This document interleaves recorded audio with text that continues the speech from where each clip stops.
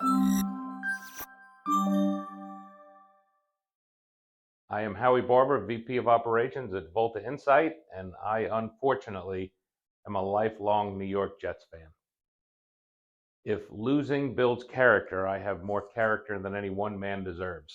Being the fan of a perennial losing sports team prepares you for life and business like nothing else. The wins feel good and it sets the expectation, but you still have to remember to be humble. The losses, they toughen you, and you learn that tomorrow is another day and you live to fight again. When I was a kid, my Uncle Bobby would take me to the Jets training camp at Hofstra University, right around the corner from where he lived. And at the end of practice, the players would walk up between two fences, go into the locker room, and you could get autographs. And it was fantastic to be a 10, 11-year-old kid and be able to see these guys and get their autographs. One particular practice, Richard Todd, who was the number one draft choice out of Alabama, he was a quarterback replacing the legend Joe Namath, was walking up between the lines, and I happened to catch his attention. I called out to him. He smiled. He came over, and I asked for an autograph. And he said the only way he would sign is if I asked Big Joe first. I didn't know any of the linemen or any of the bit players. I only knew the faces of the franchise. So I wanted Richard Todd's autograph. I asked Big Joe. Big Joe is Joe Fields, the center. The center, I come to find out, is one of the most important parts of the team.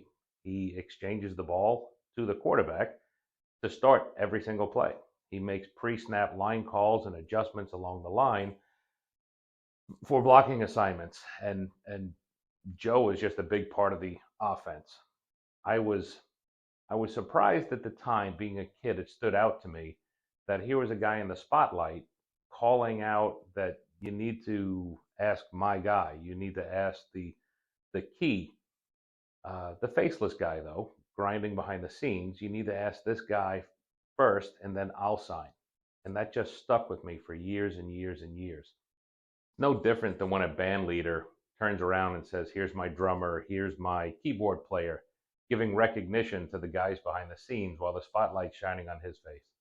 The same way. And it's the same way in business. You need to let your team know how important they are to you. In closing, if you've made it this far and you're still following, I encourage you, I challenge you to find the Big Joe in your organization. Make sure they know how important they are to your team, and make sure people outside the organization know how important Big Joe is to your team.